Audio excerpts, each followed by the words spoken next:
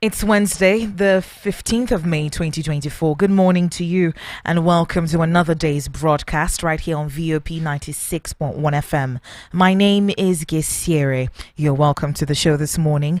And of course, we're checking out a lot of headlines. This is the front page review on VOP 96.1 FM. This is the station that gives you a platform because now you have a voice.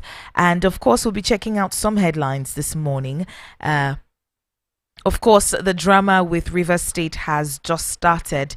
Yesterday, Mr. Larry said it's the beginning of the end. Well, let's see how that plays out. But Rivers State government is under a debt burden imposed by the soaring price of projects, cost of projects rather, initiated by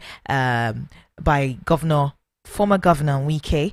This is according to what Governor Sim Fubara said on Tuesday. He said many contractors are demanding outstanding payments running to the billions of naira, which the former governor could not redeem before handing over last year. So there's a heavy debt burden in Rivers State. We'll be finding out what we can make of this in a bit with Rufai Oseni at 7:30. Well, moving on to Niger State, the Niger State House of Assembly Speaker Abdulmalik Serkindeji has lashed out at the Minister of Women Affairs, Uju Kennedy Ohaneye, for opposing his decision to sponsor the wedding of 100 girls that were orphaned by banditry.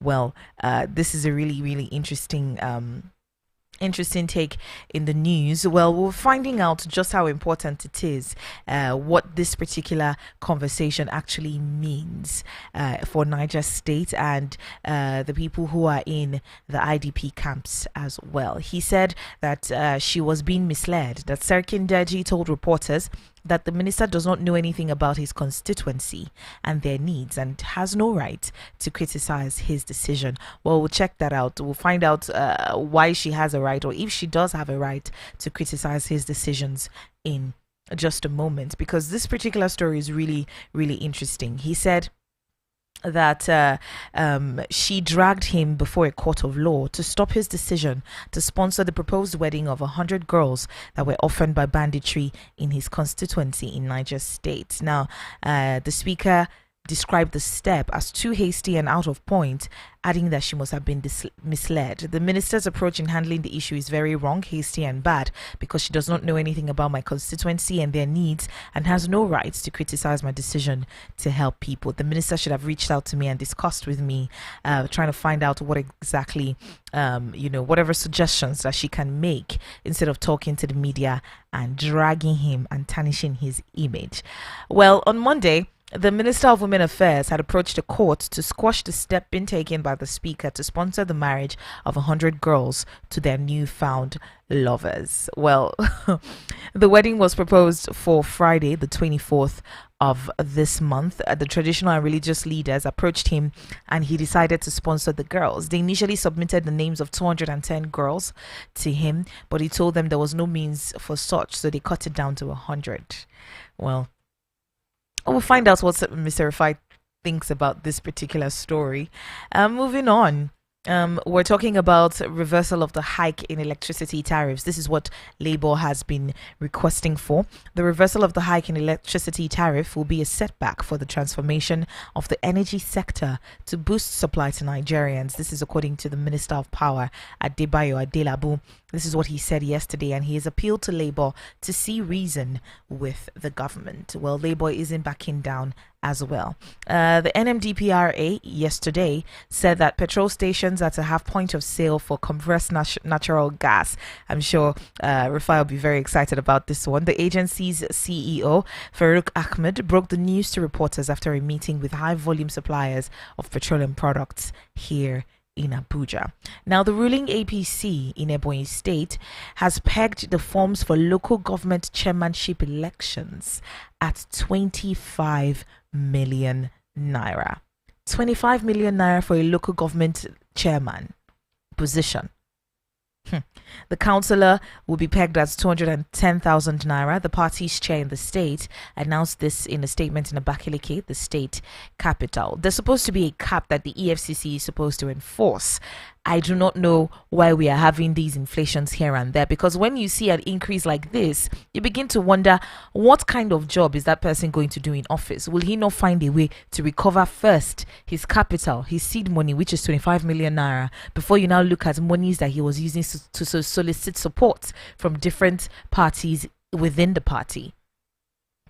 Anyway, operatives of the EFCC on Tuesday, they decided to expand their clampdown on Bureau de Change operators, arresting traders in Abuja, Lagos, Kano, and this came as the naira weakened further against the US dollar at both the official and parallel market.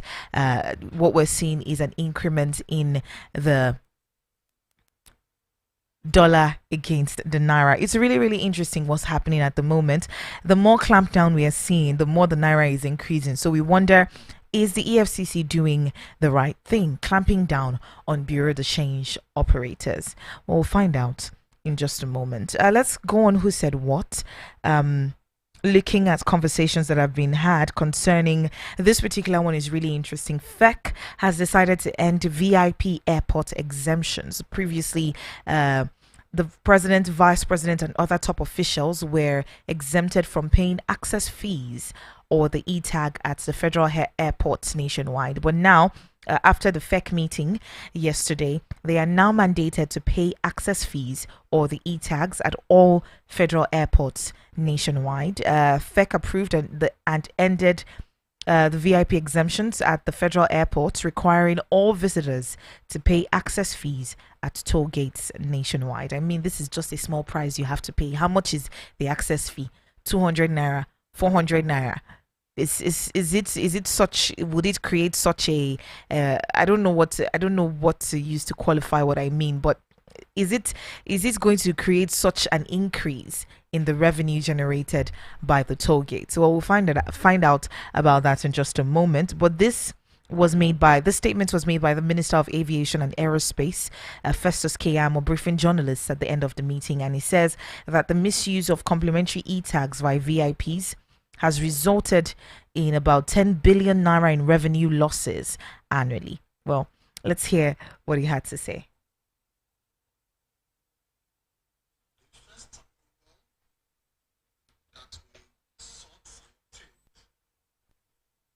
It's presented 2 memos and got 2 approvals. The first approval that we sought and obtained is in respect of mandatory payments of access fees by all visitors at our federal airport toll gates nationwide. No more exemption. No more exemption.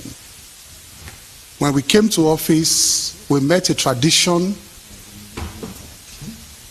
on the ground where at the end of the year, all manners of VIPs would approach us for what they call complimentary e-tags or complimentary stickers, whereby you see them coming into the airports, our airports nationwide. They don't pay the access fees, they don't pay for parking, they don't pay for essential services at the airports, and they are VIPs.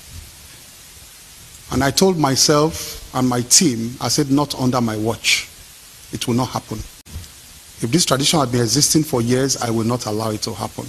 Because it is inconceivable that in our country, it is the VIPs that don't pay for services. Presented 2 memos and got... I have a question for Mr. Festus Keyamo. Was he paying when was he paying all these years? Has he been paying all these years? Really, really interesting. That is to me at this point. We also have in the news Peter Obi's empathy for Northerners. This is according to the Labour Party chieftain, Yunusa Tanko. He said that Peter Obi's empathy for Northerners has spurred meetings with Northern leaders. You remember yesterday we talked about the fact that Peter Obi has been meeting with different stalwarts within the PDP in the north. We talked about Sule Lamido. We talked about Bukola Saraki. We also talked about Atiku Abubakar as well. So let's hear what he had to say about all this. Ramadan fasting period.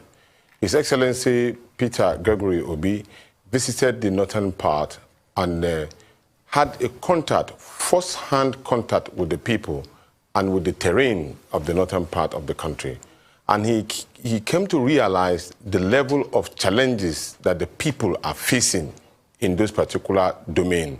And these issues range from education, water, and even economic well-being with regard to the issue of health and education. Now, in his meeting the people, he felt their pain and their pang. And this, of course, now created this particular thought in his mind that after his last press conference, he challenged a lot of Nigerians to come in support of Nigerians because of the situation in which we find ourselves. People cannot eat 3 square meal. People cannot send their children to school. People are in abject poverty. And then our leaders need to come to terms with this situation. And that is the reason why he visited these key leaders. The key leaders, of course, if you look carefully, represents the 3 geographical zones in the northern part, using them as a point of contact to all other leaders in the northern part, by extension, the Federal Republic of Nigeria. Our revered former Vice President of the Federal Republic of Nigeria, Alhaji Atiku Abubakar, is from the northeastern part of the country, while Sule Lamido is also the former governor of Jigawa State, is from the northwest of the northern part. And the former Senate President, Bukola Saraki, is from the north central of the northern part of the country. Now, meeting them, he was able to have a discussion with them. Let's work together in pulling people out of poverty.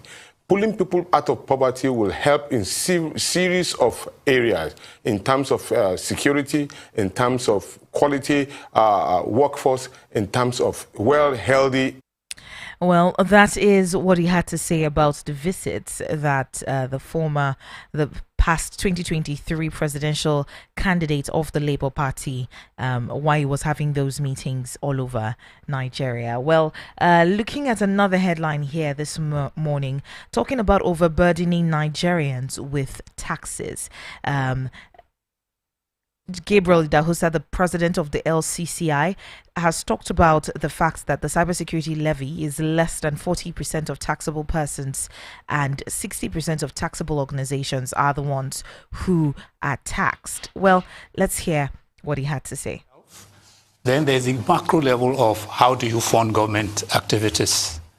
It's not really possible to begin to raise money for every little thing in government. To levy for cybersecurity, levy for industrial training, levy for insurance, levy for police trust fund.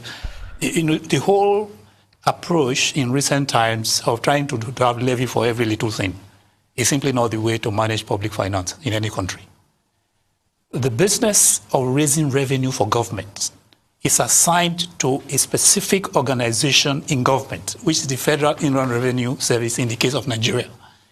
It is the business of the Federal Inland Revenue Service mandated to generate revenue for all the services of the government, of the federal government of Nigeria. So that is the macro conversation, that the countries that are most efficient in tax collection are the countries that have the minimum number of taxes. It has been established during the work of the Taiwo Yedele Tax Reform Commission that the number of levies and taxes and whatever that you create does not translate into significant increase in revenue. All right. We've been talking about this issue of taxing Nigerians, the number of taxes that we have here in Nigeria. Man had complained that there were over 70-something number of taxes that they were paying, but we were still complaining about the fact that we were not making enough. So they had decided to collapse the number of taxes to about 10 or so, and we're still seeing conversations about more and more and more taxes. Some people have said it's the style of the president. Looking at Lagos State, everything is taxable in Lagos State. Well, let's see what that will translate to for us here as Nigeria, not just Lagos State, now the entire Nigeria. I'll be reaching out to Mr. Rufai in a moment. Do stick around for that conversation.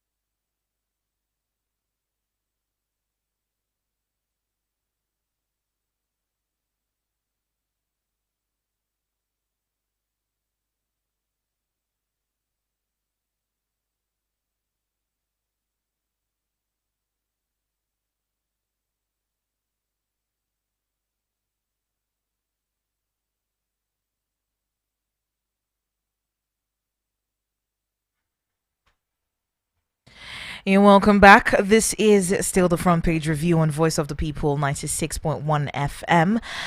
Good morning, Mr. Rufai, and welcome to the show. Morning, Gussie. How are you? I'm fine, thank you so much. All right, let's jump right into it. We have the in Zamfara State. Let's start with insecurity for a moment.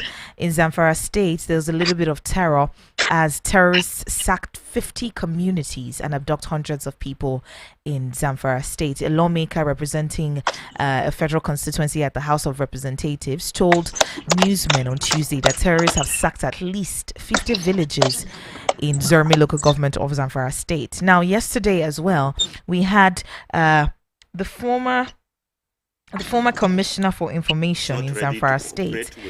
He was talking about the fact that the governor has been reluctant in addressing the security or coming up with solutions to security challenges in the country, in his state rather. I mean, something has to be said about the insecurity in Zamfara State. The perpetrators should be brought to book. But there are many things that cause this insecurity. Number one, it's about the illegal mining that is going on there through the activities of bank and bandits. You know, if we don't solve those ones, we are not going anywhere. So, and those are the problems we have on ground. The earlier we start to solve them, the better it is. If we don't solve them, then we don't go anywhere. We don't move from where we are to anywhere. That's just it. So the earlier we start to open our eyes, the better it is for all of us to solve those problems. And that's why you see that even the mineral resource, you know, Zamfara is supposed to be one of the richest states in this country, and the citizens are supposed to live in happiness. But there's so much poverty because of the illegality going there on mineral resource. You know, and those are the things we should look at strongly. So when we don't solve those problems, we don't get anywhere, Gussie. Mr. Rufai, if you talk about reluctance on the part of the governor to solve the situation in the state, it begins to give a different coloration to it, in the sense that is he also benefiting in one way or the other from the insecurities in the state when it comes to the amount of minerals that Zamfara state has, the natural resources that it has. So why would he be It's reluctant? not a case of even benefiting. It's because you have a higher power by the non-state actors. Mm. So the non-state act level of manipulation and it's way higher than whatever the governor can ever think of. That's the problem as we speak.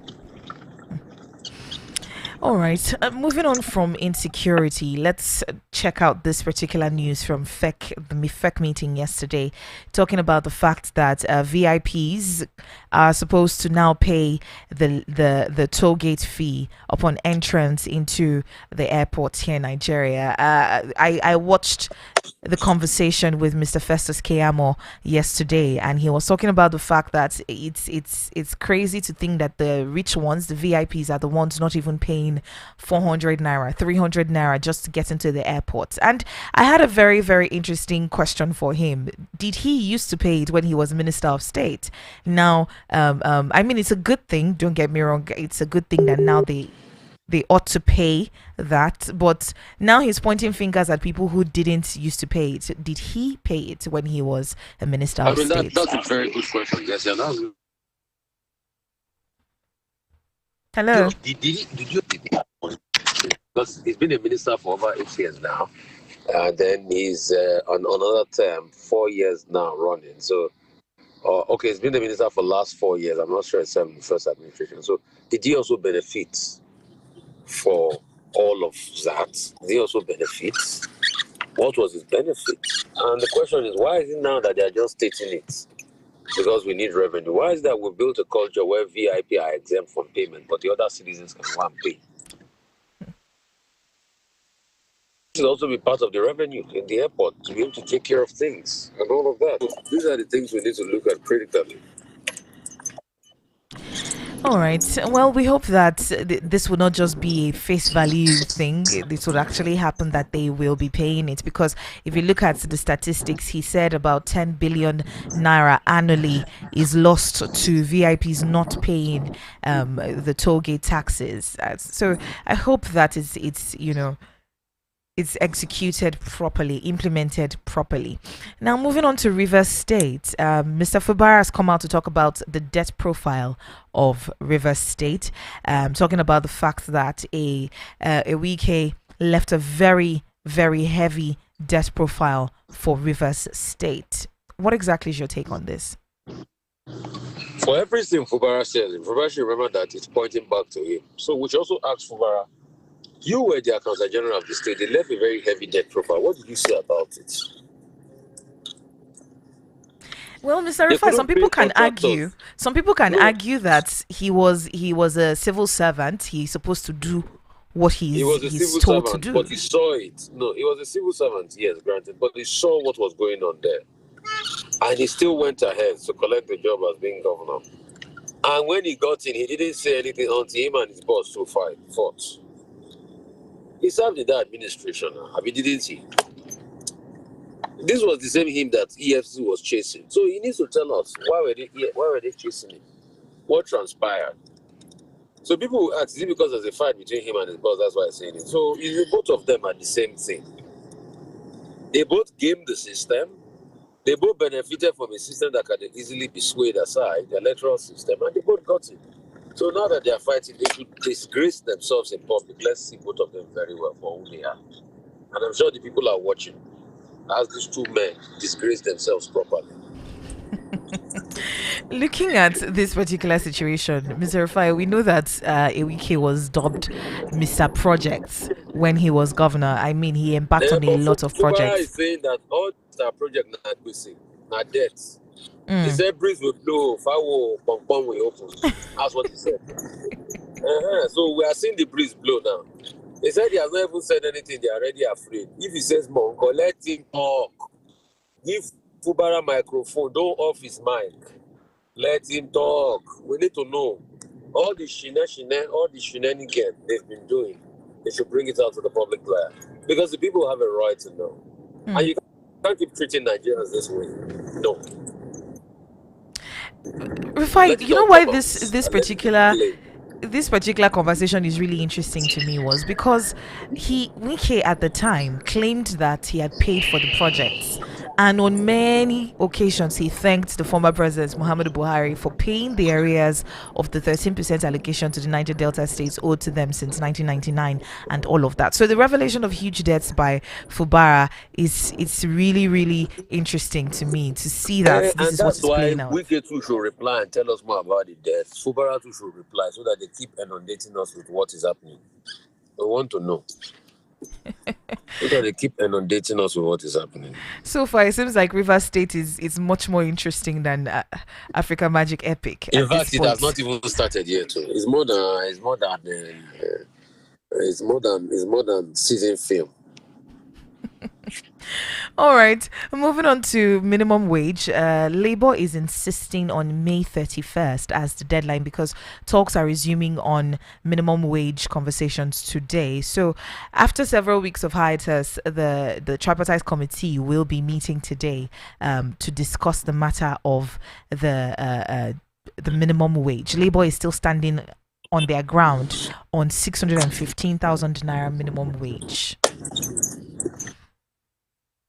I mean, let's see, but we have always argued it will cause a lot of inflation. It's almost that balance, but I doubt the Fed is going to pay them anybody 16,000 minimum wage. I'm sorry. We are employers of labor one way or the other, and to pay that amount is a stretch. Let's not deceive ourselves. Definitely. All right. Maybe we would see a different conversation, especially looking at the fact that we're talking about performance based salaries now for civil servants. So maybe that will change. Oh yeah, that's a good conversation. Civil servants too must be able to justify their pay, but 615,000 for the least minimum in Nigeria. Definitely far-reaching. It's far enough. Let's not deceive ourselves. All right. EFCC is raiding speculators as the naira is dropping to 1,520 naira. It's not by raiding speculators. There are no fundamentals. The BDCs are having liquidity crisis. CBN, the BDCs have been interviewed and 10,000 daily. The allocation takes about a month to come. So they have to look for forex in any other places, and they have to put speculatory tendencies on it because of the stress. If you flood the market with liquidity, what's the call will come down. It's because you don't have liquidity. The liquidity crisis you have. So let's not deceive ourselves. There's no dollar everywhere. I mean, even when you look at the FMDQ market, even you will see now the liquidity, the daily purchase has dropped to about the below 100 million threshold, dollar threshold per day. So let's not deceive ourselves. And you know, you are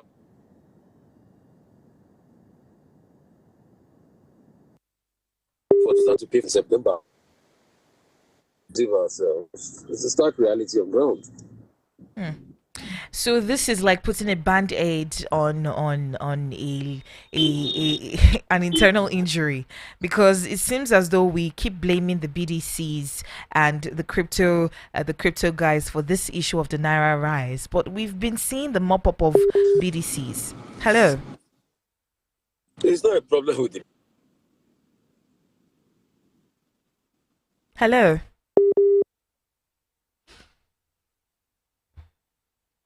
So we have a big liquidity crisis, and that's the stark reality. All right, moving on from that story, there's this interesting one that I found in Niger State. The Niger State House, the Speaker of the Niger State House of Assembly, Abdulmalik Serikin Daji, was set to marry off 100 orphaned girls in the state, and the Minister of Women Affairs, she began moves to stop the plan by the Speaker of the Niger State. I just want to get your... I give 100% kudos to Johanna here. She did very good. We must not have a country where a speaker will say just marry up people like that. Women are not commodities. Women are an integral part of our society. How about you say these orphan girls, you give them education, you give them school, you set up scholarship scheme for them to go to university. But the next thing you say, they just marry them off. I'm happy that Uju and Kennedy were there, reminded him of the Child Right Act and said, we're going to sue you, we're going to take you to court. And that's a good one by her. But what? How would you do such a thing? That's not fair. That's not nice. That's But not nice. he's talking about the fact that they do not know the needs of his people, right? They don't know what the We know the leaders. needs of the people. The people want a better life. They want education. It's a pathway to a better life. It's not marriage they want. You want to marry them off when they don't have any value system that brings to the marriage. And the man will use them anyhow and dump them. We know the needs of the people. If you give people a capacity for advancement, their lives will change. Their lives will change. Please. We know the needs of the people. The people should not tell us what we know. Didn't you see the Chibok girls who brought on TV? Are their lives not better? Look at the ones that they give scholarship to those school abroad. Are their lives not any better for it? We know the needs of people. We should stop deceiving us. All right. Thank you And I so. want every women in Nigeria to reach out to those girls and see if we can give them scholarships and help them. All right. I think at this point, Bless you. maybe. Bless you. Thank you so much, Mr. Rufai. Thank you so much for your time. Yeah. Bless you. Yeah. Bless you.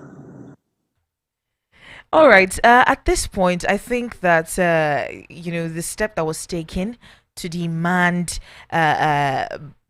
to the demand rather by the traditional and religious leaders in the constituency of the Speaker of the House of Niger State to sponsor the weddings, which he decided to support.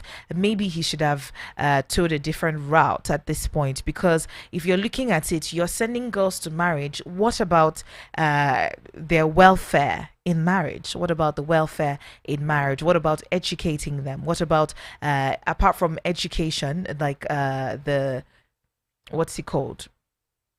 The official education. What about that's not the word, right? Yes, the typical education when you go to when you go to school, right? Apart from that, what about labor? What about teaching them skills that can help them to better their lives? Well, it's the demand of the traditional and religious leaders in that particular constituency to support and sponsor the wedding, which he decided to sponsor. Let's see how all this drama plays out, because the minister has taken him to court for this particular plan to marry off 100 girls in the state. We'll go ahead and pay some bills. We'll be back in just a moment to speak with Larry Ogoego. Stick around.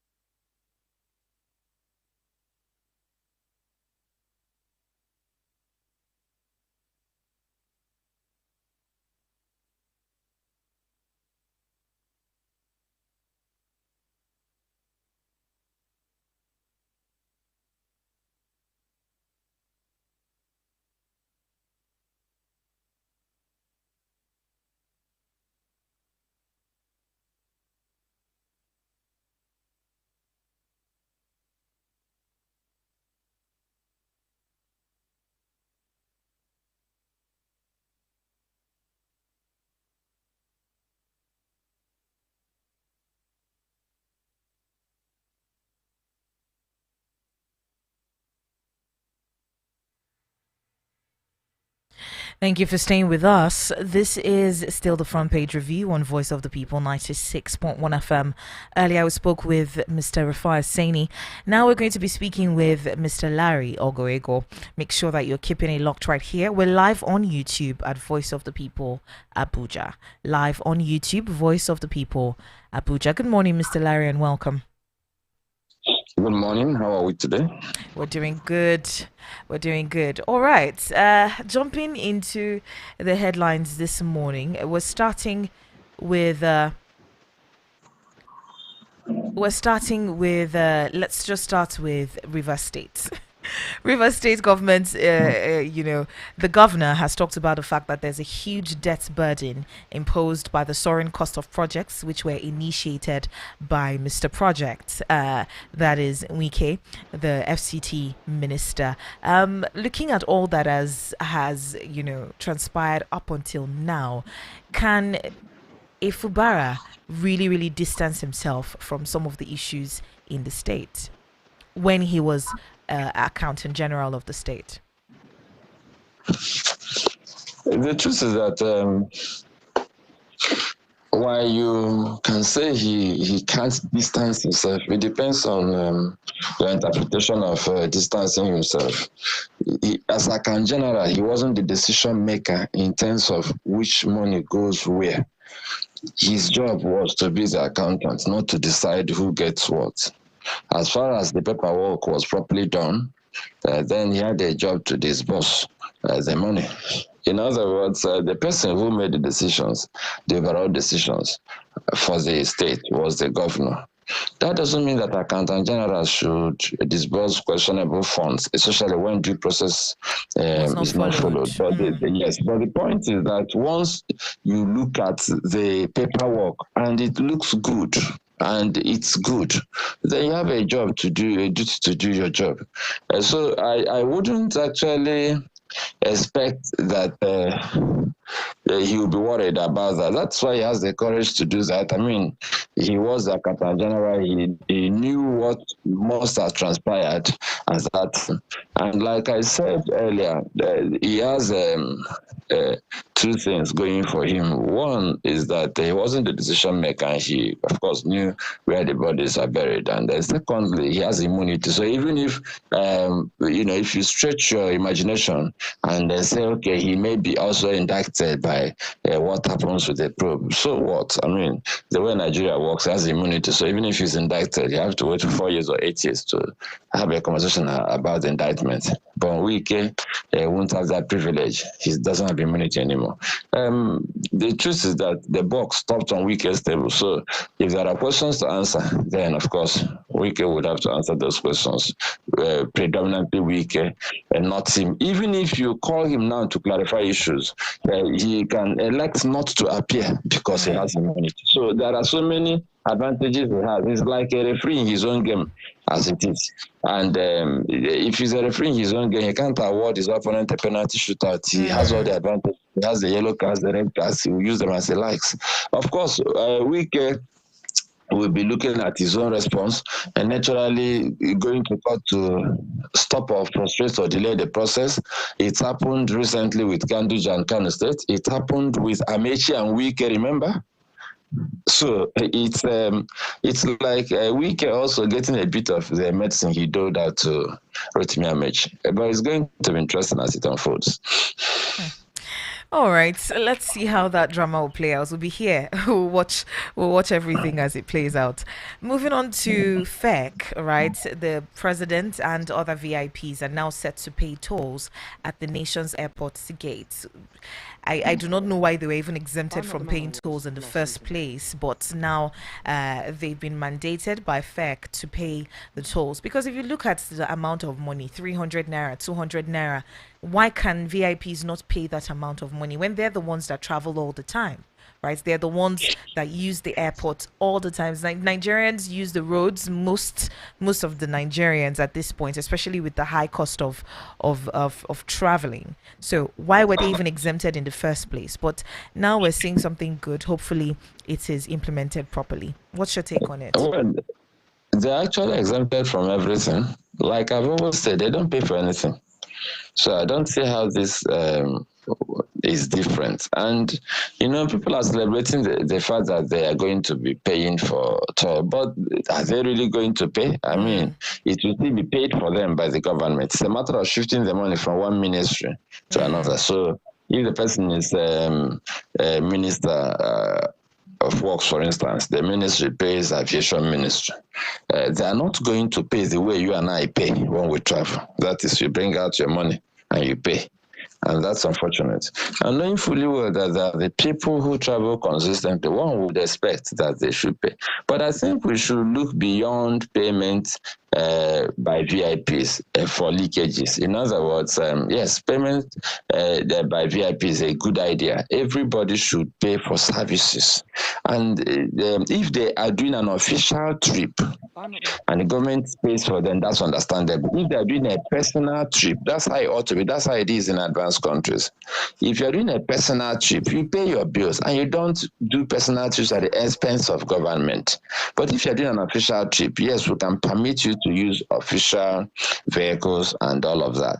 Unfortunately, in Nigeria, there's no separation between official vehicle, official duty, and personal trip and personal expenses. In Nigeria, the women go to the market to shop for groceries, official cars, and official petrol, and nobody seems to mind.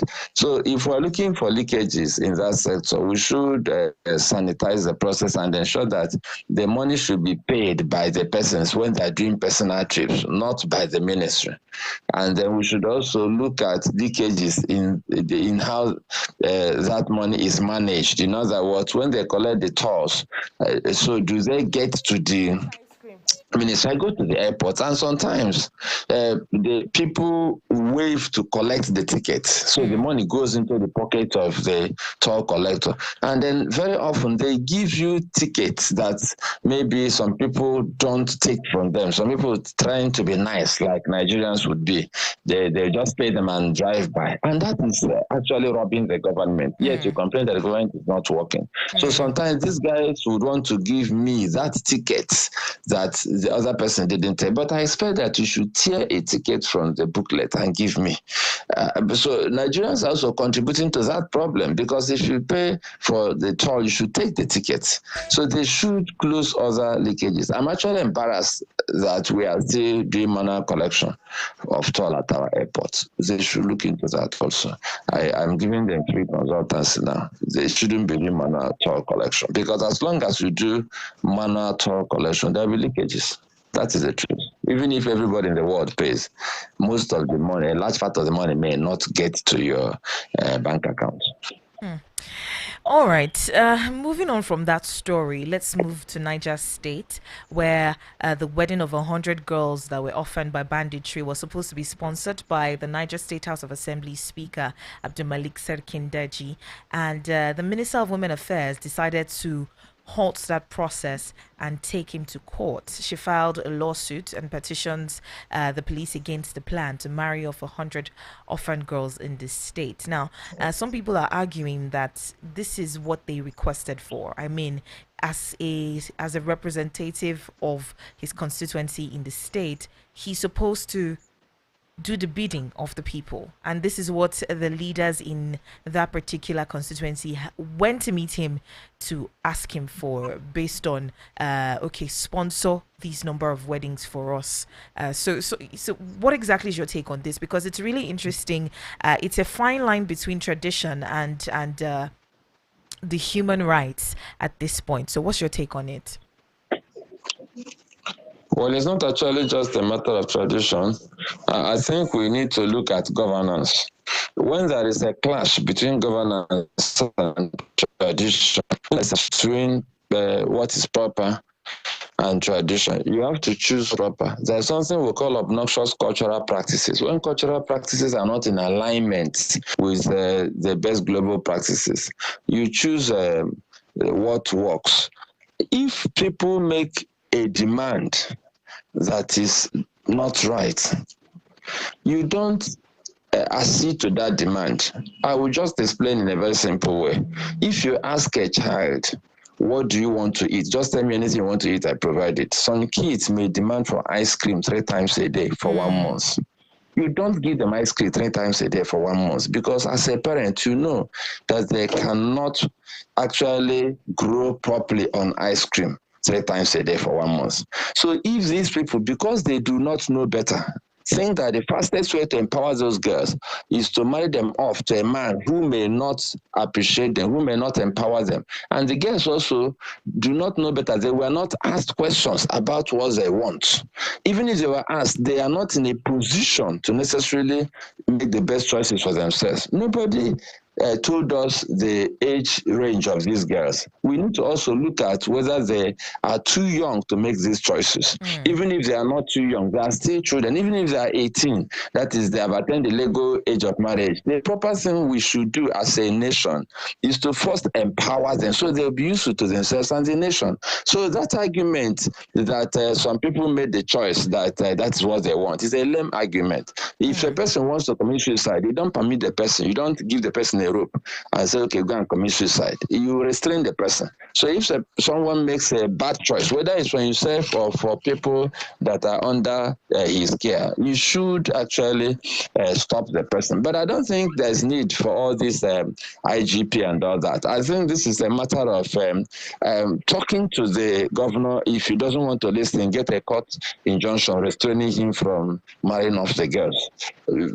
For me, it's not even a criminal issue, and we are making too much noise about it. The most important thing there is some advocacy should have been conducted, and people should have been educated, including the leaders of those communities.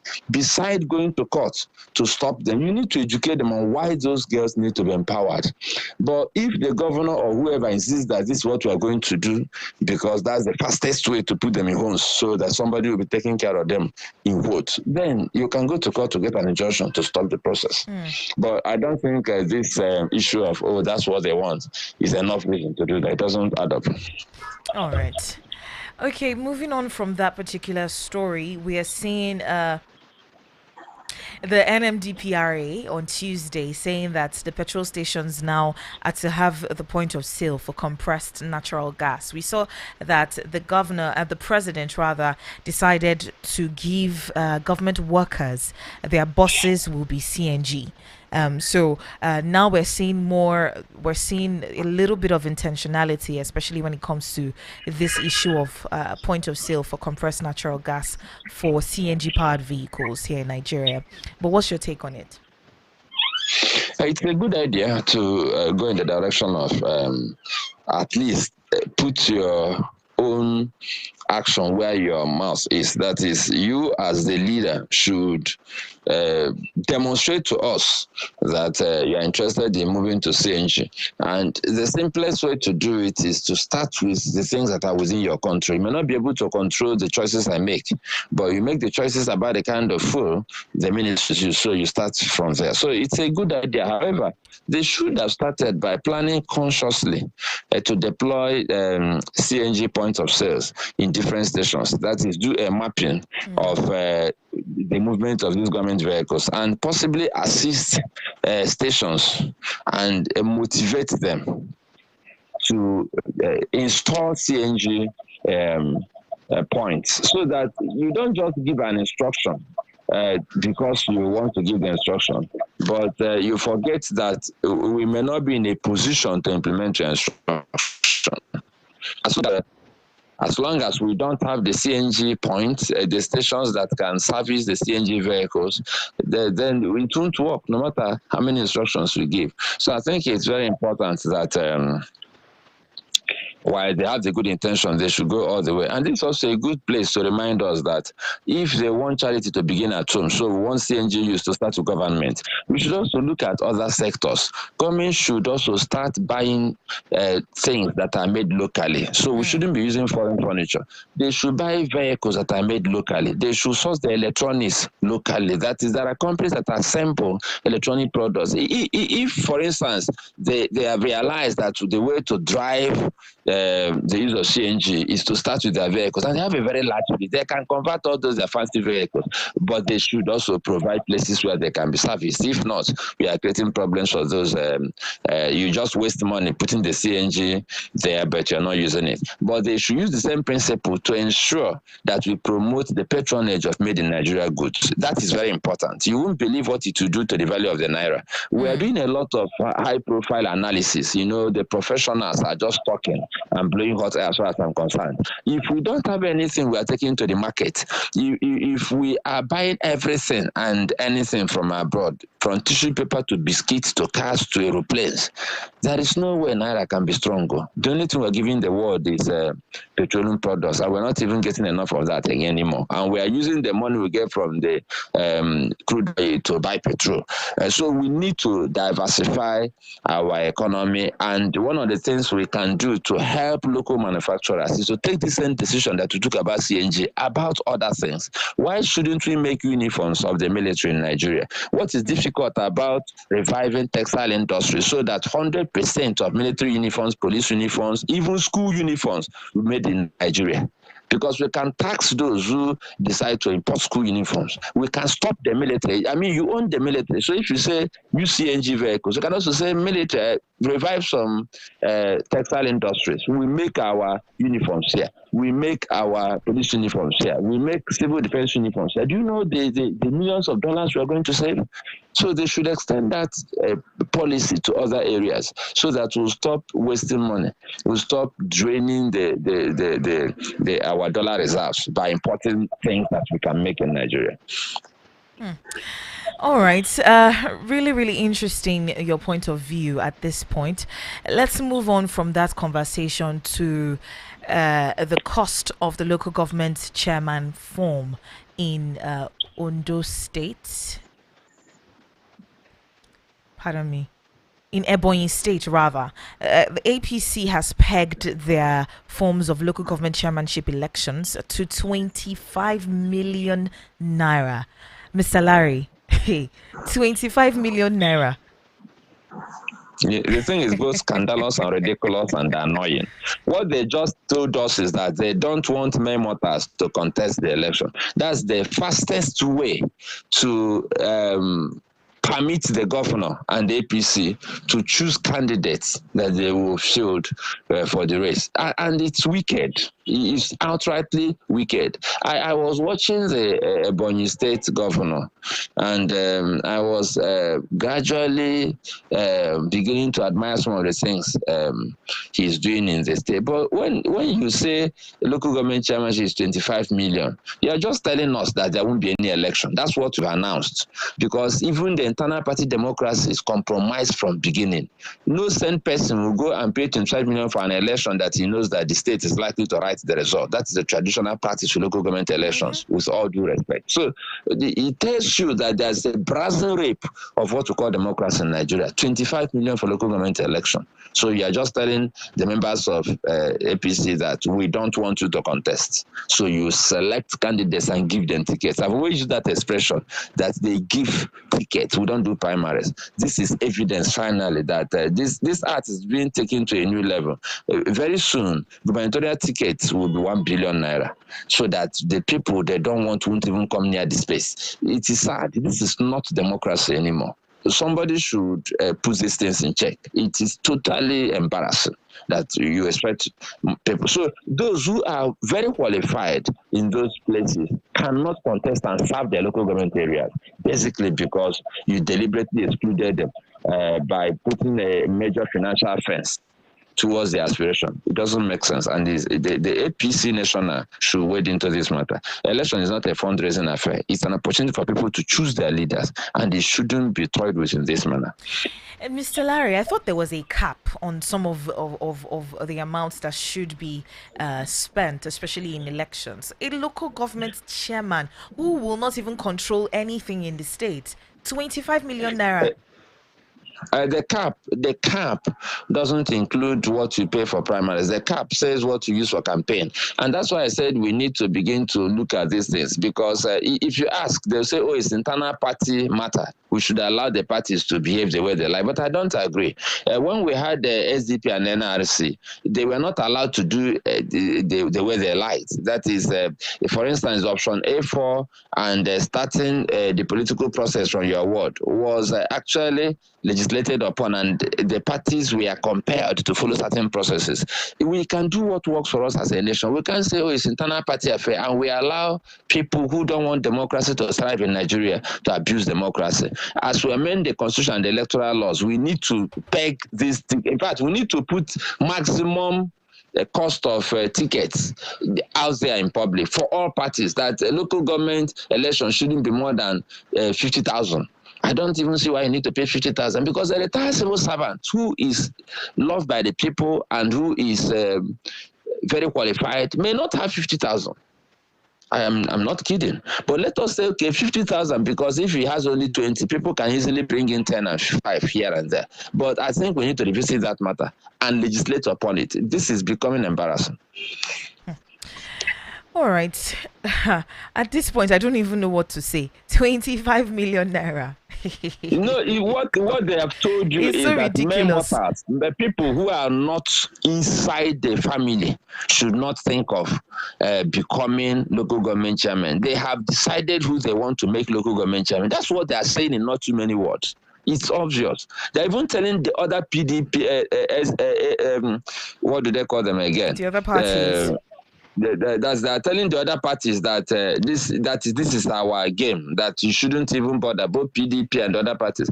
And APC is actually embarrassing. APC Ebonyi is embarrassing the national. I think the national should also call them to order. It doesn't make sense. But then, what can you do? Local government elections are practically useless in Nigeria. I've always been of the opinion that it should be removed from the control of state governors, State because they governors. don't hold the elections. They just write a list of people they want to put there, like caretaker committee or appointment. So we are pretending about things we know to be true. We should remove the elections from the influence of governors. If not, we have already killed the local government system. So what are we talking about? We just want to bury it. That's what Ebonyi is leading the pack with. They want to bury it.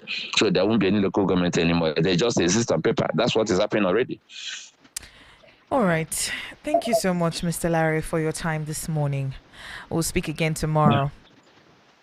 Yeah, thanks for having me. And I hope that we are all listening to the voice of the people. The people who make choices should listen to us, because they are leading us. So we should make contributions. It's very important. Thanks for having me. All right. Have a good day. Yeah, you too. All right, thank you so much for listening to VOP 96.1 FM. My name is Gesire Agua. Of course, we'll do this again tomorrow, 7 a.m. sharp. Make sure you keep it locked right here. And the morning ride starts all the way from 6:30 down to 11 a.m. Trust me, it's going to be a very, very swell time right here in the studio. By the way, did you see the match yesterday? Did you catch the match yesterday? Tottenham and Man City. I can't wait for the sports beat guys to come here and analyze, for you to hear what they have to say. Thank you so much for listening to the morning ride. I'll be back at 9 a.m. Gesere is my name. Good morning.